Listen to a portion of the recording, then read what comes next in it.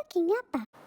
Hi, this is Cooking Appa. Today I'm going to make a curry fish, but it is a slightly different version of what I used to do. It is a version more towards that you can find in Indonesia. It is thicker version, more creamier. My normal version is normally more watery, right? So just have a change, yeah, sometime. Now I have a very beautiful Siapkap fish head. This is half of a fish head. This fish itself is about 3 kg. And seriously, if you have never tried a 3 kg Siapkap or Barramundi fish before, please go ahead and try it. It really tastes super good as compared to the normal 1 kg ones. It is totally another level, yeah. So today I'm going to steam the fish and go and make the curry broth. Then I will pour the curry broth on top of the steamed fish. This way we can actually reduce the fishiness from the fish itself and retain all the nice fresh fish flavor. So before I talk about all other ingredients, let's go and steam my fish. So you put, after you wash your fish, sprinkle a little bit of salt on top and put few ginger here. And the thing about buying a fish head is that when I buy the whole fish, I always tell them to keep about 5-6 centimeter or maybe 3 inches of 2 to 3 inches of body, so that my family can enjoy the fish body and I can enjoy the fish head. Yeah, but you can only do this when you buy the whole fish. So let's go salt, ginger, and let's go and steam. So you just use your steamer, of course. I will be using mine. Put it inside. And I'm going to set, let me see, about, this fish is very huge. I'll put about 10 minutes, yeah. So this is what we need to make the curry broth. First of all, we have some approximately everything about one tablespoon here, agar lah. Some minced shallot, fresh coriander roots. This is ginger. This is garlic. This is curry leaves, and this is some big onion. Yeah. Or you can use tomato. Actually, today I ran out of tomato, so I use yellow onion to replace. Then we have some curry powders here.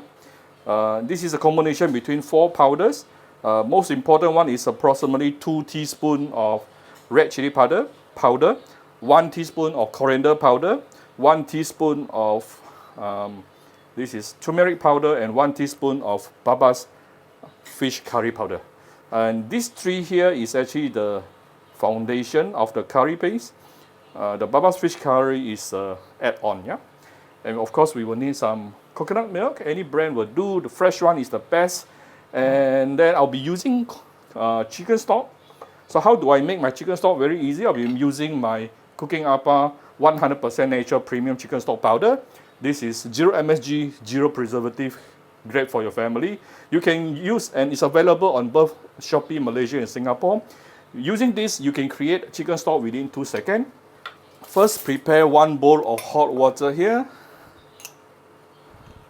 Put in some chicken stock, give it a few stir, done. 1 to 2 teaspoons up to you. We recommended every 300 ml 1 teaspoon. 2 seconds, you have a aromatic, healthy chicken stock. Give it a good amount of oil. Any curry you will want a lot of oil. Heat up the oil, then you want to saute all the fresh ingredients here.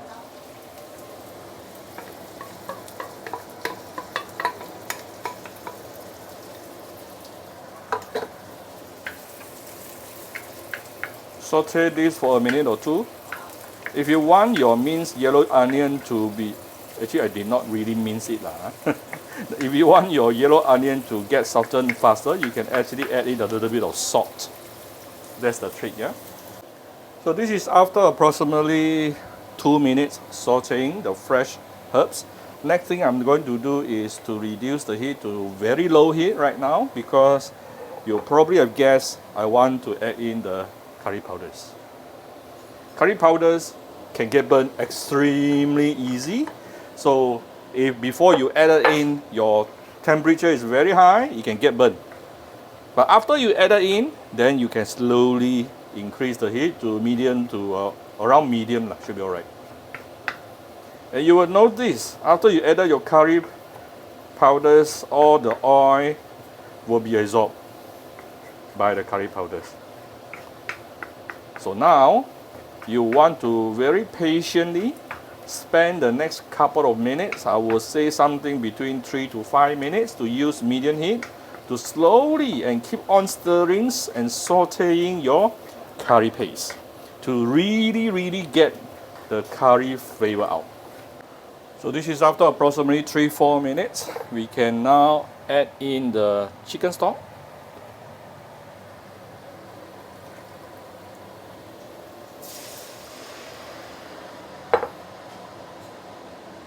A bit more water.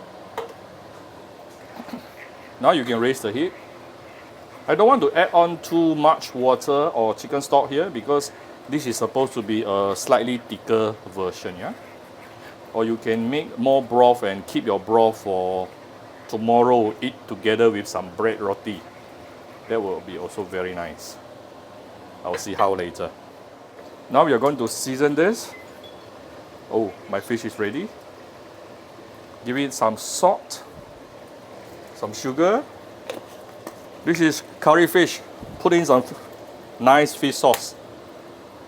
All the ingredients I use will be written in the video description. And let's cook this for a couple of minutes to allow the curry flavor really comes out.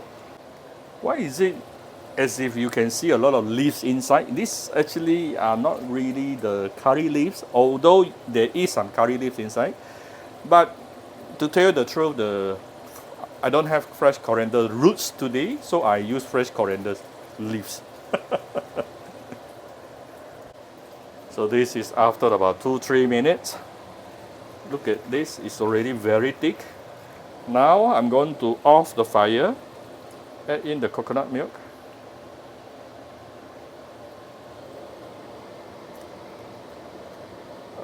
This is like how much? Is it 50 or 100 ml? Up to you lah, agak lah. Ooh, immediately emulsify my curry. I definitely will have extra curry for tomorrow for me to eat together with roti. And I definitely don't mind that. I bought some nice roti this morning. And now it's basically done. You just need to do some final seasoning here.